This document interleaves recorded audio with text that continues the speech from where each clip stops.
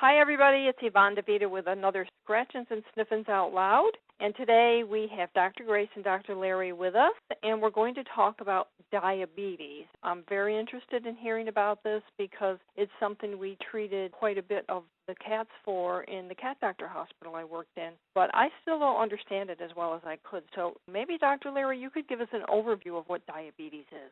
Okay, I can do that. We refer to diabetes as an endocrine disease. And that's fancy vet talk for meaning that it's a disease of a gland that produces a hormone. In this case, the gland we're talking about is the pancreas, and the hormone that we're talking about is insulin. So in diabetes, there's something wrong with either the production of insulin by the pancreas or the delivery of insulin to the cell. Kind of an interesting disease process. It's the same thing that really happens in people. And the reason you need insulin is it helps take the sugars out of the bloodstream and take them into the cells where they can do their work. And we get these sugars from our diet, or we get them through other metabolic pathways. But primarily, when we eat carbohydrates in our diet, corn or grain, something like that, those are converted to simple sugars like glucose, and then that gets dumped into our bloodstream. The pancreas produces insulin in response to that to help move that blood sugar into the cells where the blood sugar can be used for energy production so the cells can do their work. And in dogs and cats, there's two types of diabetes. There's type 1 diabetes, where there is a problem with the actual production of insulin for some reason. For instance, some animals are born without the ability to produce insulin in their pancreas. And then the second reason is there can be some injury to the pancreas, like a case of pancreatitis, where there's tremendous inflammation in the pancreas. That can destroy the cells that produce insulin in the pancreas, and so they won't produce insulin. The second type is type 2 diabetes, and that's where insulin is produced by the pancreas, but for some reason it doesn't function. It's not taken up by the cells. And one of the big causes of type 2 diabetes, or one of the big relationships, is obesity. Because in obesity, there's something that called insulin resistance that develops. So insulin is not able to move the sugar out of the bloodstream and then into the cells. Let me interrupt just a second here. Sure. So we're talking about an actual medical condition that can be as serious as having the pancreas ineffective or not working. But in the cats or dogs that have diabetes but they're overweight, can that be managed by diet the way it is in people sometimes? Well, yeah, diet can play a role actually in both type 1 and type 2 diabetes, probably more so in type 2. In most cases of diabetes, especially type 1 diabetes, you've got to add insulin. And that is just like with people who give themselves daily insulin shots. In diabetic dogs and cats, sometimes we have to give them daily insulin shots. But diet does play a definite role in the management of diabetes. I'm going to let Grace talk about that because she knows a lot more about that than I do. Okay.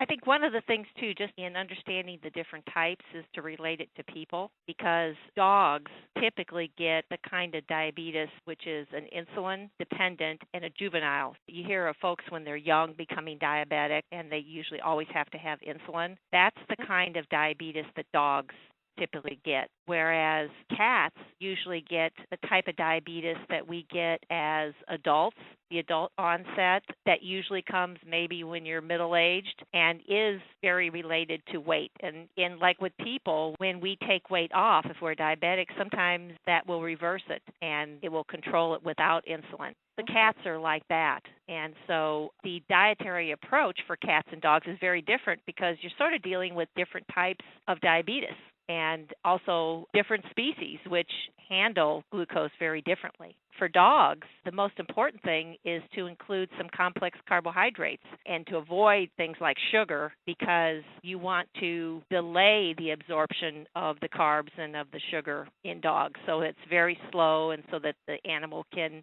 handle it rather than a big rush of sugar where they would have to handle it all at once. The carbs and fiber and complex carbohydrates are very important in dogs. Dr. Grace, I know you're going to tell us a little bit more about that because it's really important to understand the dietary issues here. But if I'm concerned about my dog or cat and take them to the vet is probably going to give me the information that we're talking about here. And definitely. They will, especially with dogs or cats that require insulin. A big part of the learning curve is just how to give the insulin and what to look for in your pet if they're having a problem with their diabetes. So there's a lot of education there on that and on the right food. And there are actual special diets made for diabetic cats and dogs. They'll tell you about that as well. What's the best diet for your dog or your cat to be on? Grace, how do the dietary approaches differ between dogs and cats? Well, in dogs, fiber and complex carbohydrates are very important. In cats, it's protein. It's really all about the protein because the cat can take protein and in the liver convert it into sugar or glucose. It takes a little bit longer, so again, they don't get this big rush of sugar or glucose in the blood. And cats handle protein very well, and they have to have a high level of protein even if they're not a diabetic cat. So usually with a diabetic cat, it's the higher the protein, the better. So, what about the carbohydrate in cat food? In cats, we really try to minimize that.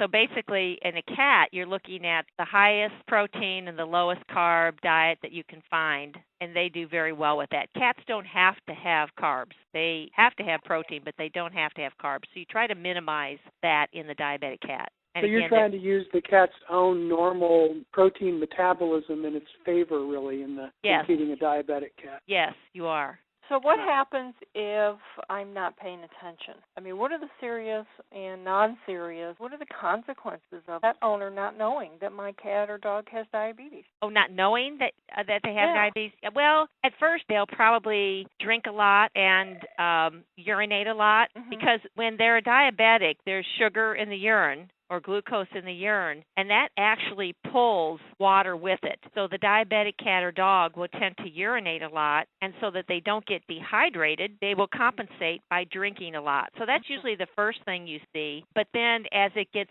worse and more uncontrolled, they'll actually start to feel sick because the toxins will build up in their body, and then they'll stop eating and lose weight. And so that's what you might see. And finally, even if you're not paying attention, you're going to notice that your pet is thinner or just depressed and not feeling well. Another thing that you might notice is that diabetic animals will often eat voraciously yet lose weight. Along with the polydipsia and polyuria, the eating and drinking that Grace talked about, they'll eat a lot and still lose weight because they're not utilizing the nutrients from their diet. They can't get them into their bloodstream, and they're constantly hungry. It's an interesting phenomenon. Well, it's interesting that I thought perhaps that my 17-year-old cat was becoming diabetic, and it wasn't that she was drinking a lot. I kept watching her and thinking, well, she seems to be acting okay, but she's so thin, and yet she's eating normally. She was not drinking a lot. She was not urinating a lot. But so I took her in, and we talked about this a couple of podcasts ago. She had a full range of tests, and they did a urinalysis and everything, and it turned out fine. Should I still be concerned on my bi-yearly exam and make sure that they test her for that? Sure, and they will. When you bring your cat in and they just do a normal blood check and check all the typical things, one of the things that they will measure is blood glucose. So if your cat is a diabetic, even an early diabetic, they'll pick that up. Yeah, especially if they combine it with urinalysis. When you see high blood glucose levels and then high levels of glucose in the urine, and you repeat that, then you're probably looking at a diabetic animal, especially if it's showing some of the signs that Grace talked about. And bladder infections are another common problem associated with diabetic dogs and cats because the sugar that sits around in their urine is a great breeding ground for bacterial infection. So you'll see that in diabetic animals too. Thank you for your time today, Dr. Grace and Dr. Larry, and we will do this again soon. Okay, Yvonne.